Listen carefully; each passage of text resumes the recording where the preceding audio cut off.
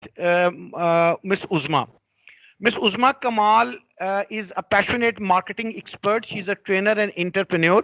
She had done MBA marketing for her Philippines Christian University Manila back in academic pursuits that she has done, and specialized in brand activation, brand visibility, development, and expansion of retail sales. That's her specialty. Her professional pursuits includes telecom, beverages, and pharmaceutical sectors, including companies such as Jazz, Zong, Varid, Coca-Cola, and some other sector companies. Before I take it too long, I hand over the rostrum to Miss Uzma Kamal. Thank you so much, Kamran, and thank you so much, PTCL management, for inviting me. And I'm sure I wish today we all have a good experience. Basically Kamran ने मेरा काफ़ी लंबा चौड़ा introduction तो करवा दिया है. मैंने सेलुलर में काफ़ी टाइम काम किया है और उसी हवाले से आज मैं आपके साथ कुछ अपनी लर्निंग्स शेयर करना चाहूँगी. मेरा एक्सपीरियंस रहा जैज़ के साथ काम करने का, जोंग के साथ, वारिड टेलीकॉम के साथ. इसके अलावा मैंने बेवरेजेस में भी काम किया. और चूंकि मेरा मेन डोमेन जो थी दैट वाज ट्रेड मार्केटिंग, तो बहुत सेल्स के लोगों के साथ हमारी बहुत ज़्यादा इंटरेक्शन रहती थी. अगर मैं कहूँ कि हम सेल्स के साथ ही काम करते थे, क्योंकि trade marketing is a support function for sales, तो बहुत हमारी कोऑर्डिनेशन और बहुत मौका मिला सेल्स के लोगों के साथ काम करने का. I would agree with Kamran के sales people are really dynamic, और मुझे पर्सनली सेल्स फंक्शन ही पसंद है. और सेल्स के लोग खास तौर पे एक खास तरह के मिजाज के होते हैं, खास तरह का उनका टेम्परामेंट होता है. Working in a stressful environment, they are always willing to accept challenges, और I am really impressed with sales people. मैं आपको ऑब्वियसली आप सब अपने काम को बहुत अच्छी तरह से जानते हैं. मैं आपको सेल्स पे तो शायद आप मुझसे ज़्यादा ही जानते हो, लेकिन मैं आपके साथ बेसिकली आज अपनी कुछ लर्निंग्स शेयर करना चाहूँगी. तो सेल्स परफॉर्मेंस पे जब हम बात करते हैं, तो sales performance basically is directly, as you know, के associated with the success of the company.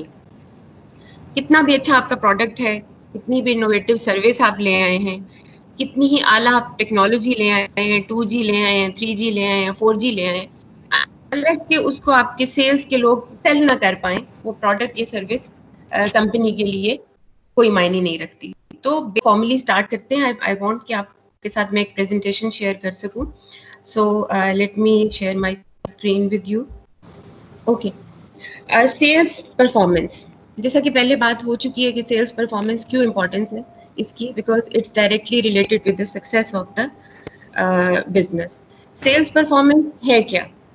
It's very simple. Basically it's the measurement of the sales activity जो आप करते हैं, जो आप अपने टारगेट्स के अगेंस्ट इन एक्चुअल परफॉर्म कर पाते हैं, उसको जब हम मेजर करते हैं तो that is your sales performance. अगर आपने अपने टारगेट्स को अचीव कर लिया तो आपकी 100% परफॉर्मेंस है. अगर आपने बिलो द टारगेट है आपकी परफॉर्मेंस, तो यू आर अंडर परफॉर्मिंग. और अगर आपने अपने टारगेट से ऊपर बात कर ली, ऊपर अचीवमेंट दे दी, तो दैट मीन्स कि आपकी परफॉर्मेंस बहुत अच्छी है.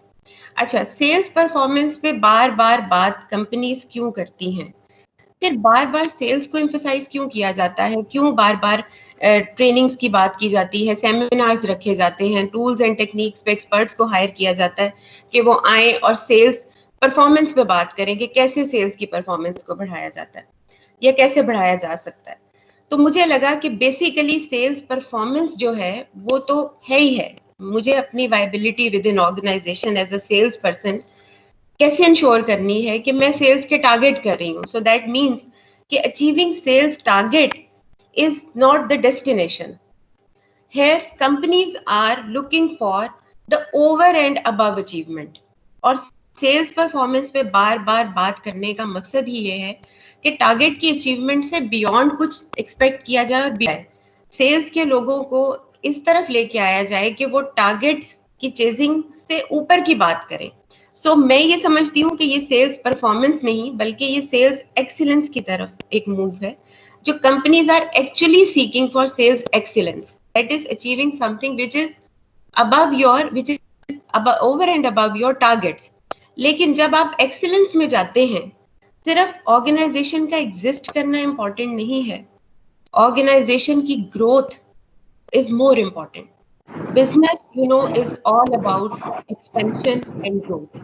तो सेल्स की परफॉर्मेंस टारगेट तक अगर है तो सस्टेनेबिलिटी तो इंश्योर हो गई, लेकिन एक्सेलेंस में जाएंगे आप तभी आप ग्रोथ लेके आ सकेंगे. ये ग्रोथ आपकी जो है in terms of market share है, in terms of your customer base है, in terms of your sales volumes है, और इन टर्म्स ऑफ रेवेन्यू. अब आपकी कंपनी की प्रॉफिटेबिलिटी इंक्रीज करती है, which is definitely the ultimate objective of any commercial organization कि उसकी profitability बढ़े. इस परफॉर्मेंस को जब हम देखते हैं या सेल्स एक्सीलेंस को देखते हैं कि क्या चीज है ये, तो basically it's a complete process जिसमें डिफरेंट स्टेप्स इन्वॉल्व हैं, जिसमें ह्यूमन रिसोर्स भी है आपका, जिसके अंदर आपके सिस्टम प्रोसेसेस हैं, और इन सब का एक कॉम्बिनेशन, एक पूरा सिस्टम आपके सामने परफॉर्मेंस का बनता है, जिसके अंदर हर स्टेप की इम्पोर्टेंस है, हर स्टेप. इसके अलावा इसमें कुछ ऐसे फैक्टर्स हैं जो जेनेरिक हैं, जो रिगार्डलेस ऑफ इंडस्ट्री हैं, वो आपको करने ही होते हैं, तभी आपकी परफॉर्मेंस सेल्स की बढ़ सकती है या अच्छी हो सकती है, या आप एक्सीलेंस की तरफ मूव कर सकते हैं. और कुछ हम टेलीकॉम इंडस्ट्री के हवाले से स्पेसिफिक बात करेंगे. मैंने आपसे जैसे जिक्र किया कि टारगेट्स के अगेंस्ट आपकी परफॉर्मेंस को मेजर किया जाता है, तो बेसिकली जो सेल्स प्लान आप किसी भी कंपनी में, हर साल का एक सेल्स प्लान बनता है जो कि ड्राइव होता है फ्रॉम बिजनेस प्लान. ऑर्गेनाइजेशन का एक बिजनेस प्लान होता है फॉर द ईयर, जिससे फिर उसके डिपार्टमेंटल प्लान्स जो हैं इवॉल्व होते हैं, जिसमें सेल्स प्लान होता है, मार्केटिंग और अदर डिपार्टमेंट्स का. तो सेल्स, जो कि आपका सेल्स प्लान आपके टारगेट्स को और टारगेट्स की बेस पे ऑब्जेक्टिव्स को मेंशन करता है. आपको उसी सेल्स प्लान के थ्रू असाइन होते हैं आपके टारगेट्स. आपकी स्ट्रेटेजी डिवाइस होती है, आपने किस मार्केट में जाके काम करना है, आपके कंपेटिटर्स कौन हैं, वो क्या कर रहे हैं, आपका प्रोडक्ट क्या है, आपके कस्टमर कंज्यूमर पे कितनी रिसर्च हुई है. ये सब चीजें उस सेल्स प्लान का हिस्सा होती हैं. सो बेसिकली सेल्स प्लान जो है वो फाउंडेशन है फॉर योर सेल्स परफॉर्मेंस. जितना अच्छा और वेल स्ट्रक्चर्ड आपका सेल्स प्लान होगा, उतनी आसानी होगी आपकी सेल्स टीम को परफॉर्म करने के लिए, क्योंकि इसी में सेल्स की टीम को भी डायरेक्शन मिलती है कि उन्होंने किस डायरेक्शन में जाके काम करना है. उनको टूल्स एंड टेक्निक्स पता चलती है, उनको स्ट्रेटेजी पे क्लैरिटी आती है कि हमने इन टारगेट्स को करने के लिए स्ट्रेटेजी क्या होगी हमारे पास. प्लस इसी सेल्स प्लान के अंदर मॉनिटरिंग, ट्रैकिंग ऑफ परफॉर्मेंस भी शामिल होती है. किस तरह से हम डाटा को यूज करते हुए अपनी सेल्स परफॉर्मेंस को एनहेंस कर सकते हैं.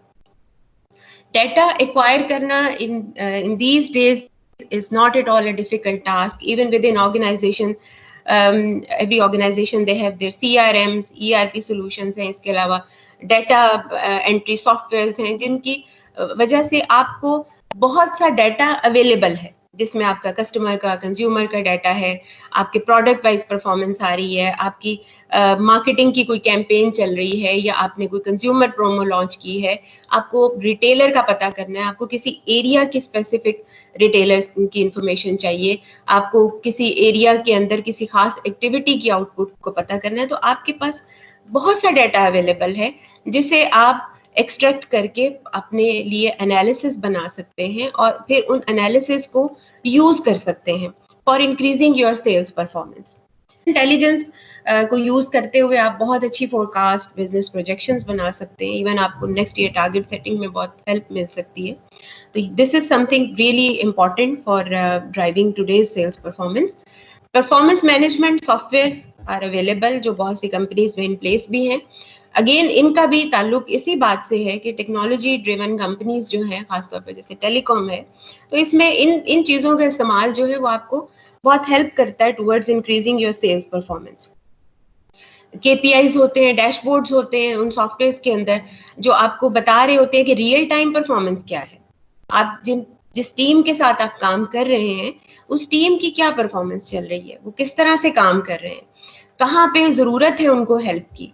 सो आप उसकी बेस पे अपनी स्ट्रेटेजी को भी रीडिफाइन कर सकते हैं, अपनी स्ट्रेटेजी में चेंजेस लेके आ सकते हैं. आपको पता चल रहा है कि आज आपका ये टीम मेंबर जो है, ये जहाँ खड़ा है, अगर ये इसी तरह परफॉर्म करता रहा तो ये अपना मंथ कहाँ क्लोज करेगा, 6 months के बाद ये कहाँ खड़ा होगा. तो sales can't be done in isolation. Sales, like in an organization, each and every department are associated with each other. और ख़ास तौर पे सेल्स की डिपेंडेंसी बहुत हद तक ऑपरेशंस के ऊपर होती है। पोस्ट सेल्स की एक्टिविटी जो है वो कस्टमर सर्विसेज डिपार्टमेंट ने संभाली होती है। मार्केटिंग जो है वो आपको हेल्प करता है for increasing demand for your product. तो आपकी इन सब डिपार्टमेंट्स के साथ अलाइनमेंट जो है वो बहुत इम्पॉर्टेंट है। आपकी कोलैबोरेशन और आपकी कोऑर्डिनेशन और आपकी स्मूथ इंटरेक्शन उनके साथ जो है तो बहुत इम्पॉर्टेंट है। फॉर एग्जाम्पल, अगर मार्केटिंग कोई कैंपेन लॉन्च कर देता है, कोई आउट ऑफ होम उन्होंने कुछ बिलबोर्ड्स लगा दिए, कोई आपके टीवीसीज चलना शुरू हो गए और सेल्स को उसका पता नहीं है, तो आप किस तरह इंश्योर करेंगे कि आपकी जिस प्रोडक्ट के लिए डिमांड जनरेट हुई है वो अवेलेबल ही नहीं है मार्केट में, या आपके कस्टमर को पता नहीं है, आपके रिटेलर को पता नहीं है कि कंज्यूमर के लिए एक प्रोमो चल रही थी और he is not aware of. तो वो एफिकेसी उस कैंपेन की जीरो हो जाएगी अगर आपकी आपस की कोऑर्डिनेशन नहीं होगी, इम्पैक्ट आएगा। इसमें स्टेक सबसे ज्यादा सेल्स का है, because at the end of the day sales की परफॉर्मेंस सेल्स डिपार्टमेंट से पूछी जाएगी।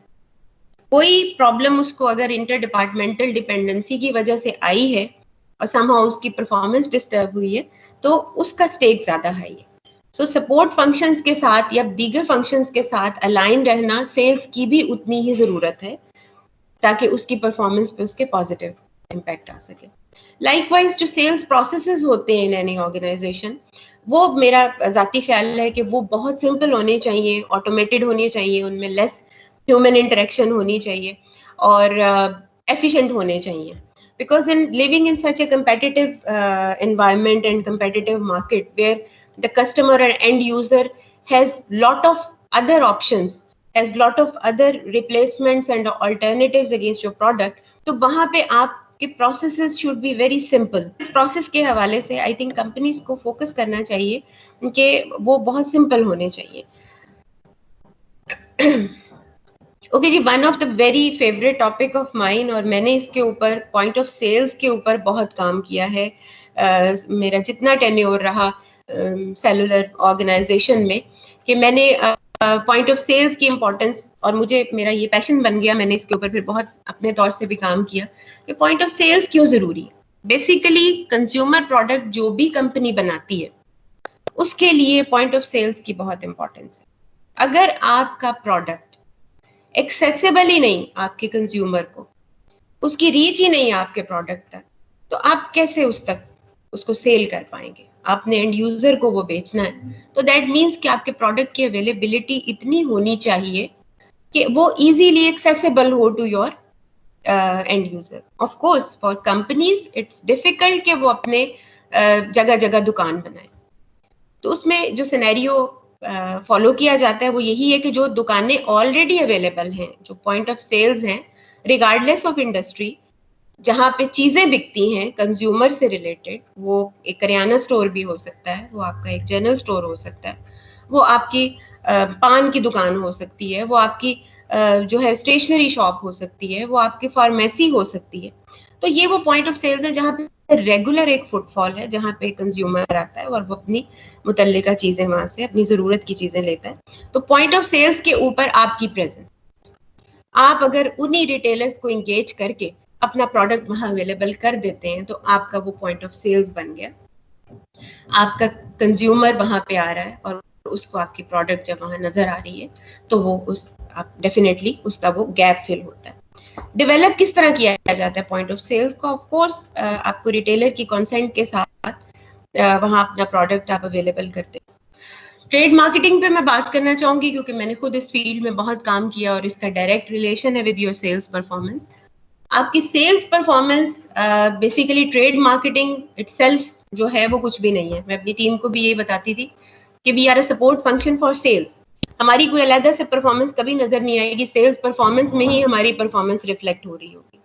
तो सेल्स मार्केटिंग ट्रेड मार्केटिंग और sales performance has a very close relationship, because trade marketing ensure करता है आपके सेल्स चैनल की एंगेजमेंट। उस सेल्स चैनल में आपके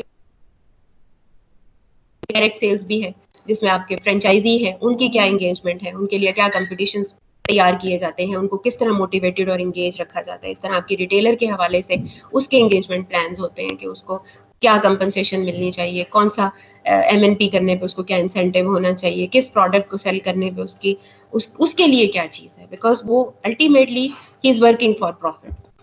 इन द एंड मैं आपके साथ कुछ रिकमेंडेशन और सजेशन देना चाहूँगी बेस्ड ऑन माई लर्निंग। मैंने अपनी आपसे कंज्यूमर एक्सपीरियंस की बात की कि जब 4G लॉन्च हुआ तो उस वक्त प्रॉपरली हॉटस्पॉट्स क्रिएट किए गए मॉल्स में, यूनिवर्सिटीज में, और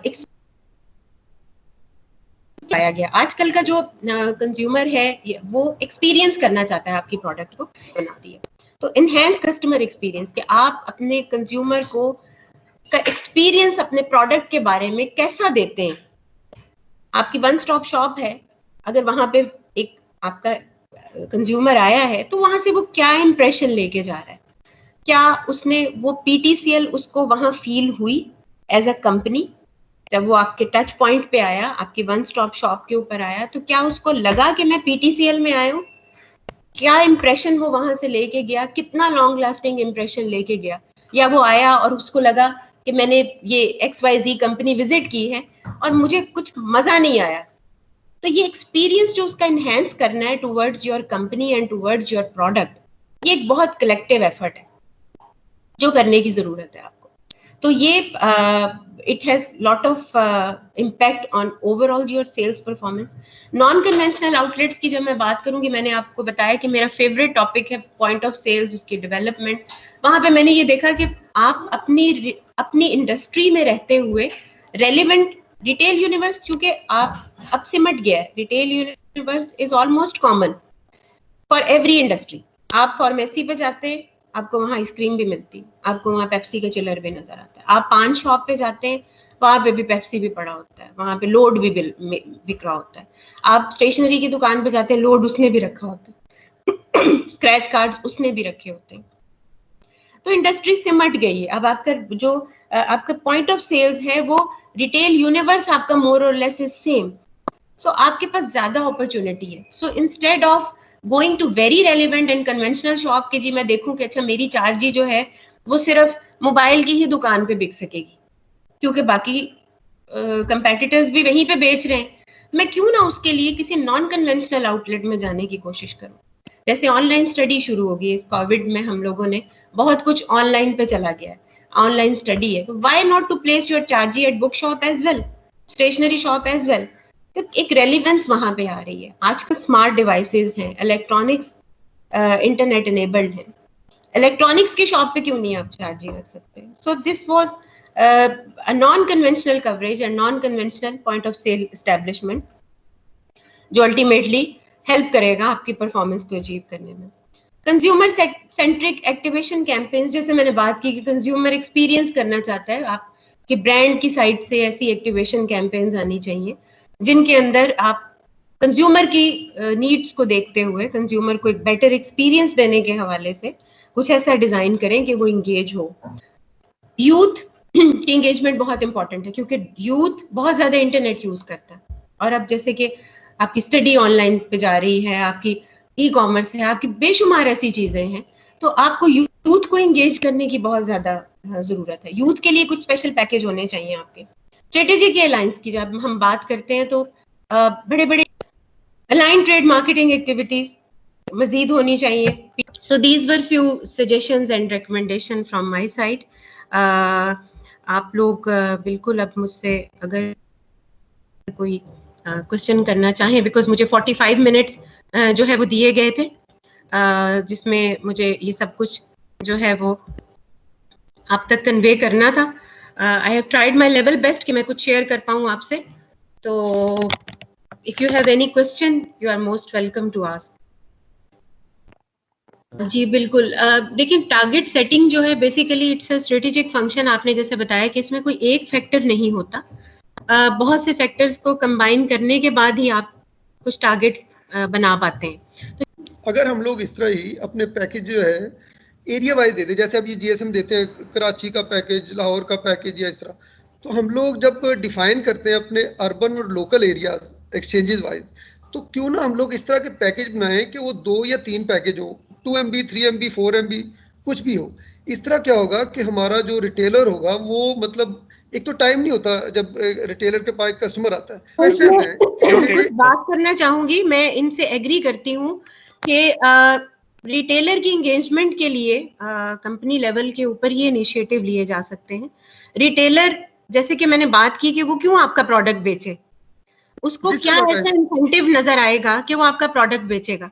जी बिल्कुल, हेक्टिक हो जाता है ना। अपने कंज्यूमर की नीड सेटिस्फाई करने के लिए उसके पास बहुत से अदर ऑप्शंस हैं। मैं अगर उसके पास गई हूँ और मैं उससे एक सिम मांग रही हूँ तो उसके पास 3-4 ऑप्शंस हैं, वो क्यों मुझे यूफोन की सिम बेचेगा? अगर उसको कोई एंगेजमेंट होगी, कोई उसको पता होगा कि मुझे इंसेंटिव मिलना है, इससे तो मैं बिल्कुल एग्री करती हूँ। दूसरी जो आपकी बात है कि पैकेजेस इतने ज्यादा होते हैं कि रिटेलर के पास रिटेलर जो है उसके पास बिल्कुल टाइम नहीं है। जी जी बिल्कुल, उसने अपनी दुकानदारी करनी है, उसके पास, हम भी जब मार्केट विजिट पे जाते थे तो 10-10 मिनट हम साइड पे खड़े रहते थे क्योंकि वो बिजी होता था, वो हमें टाइम नहीं देता था।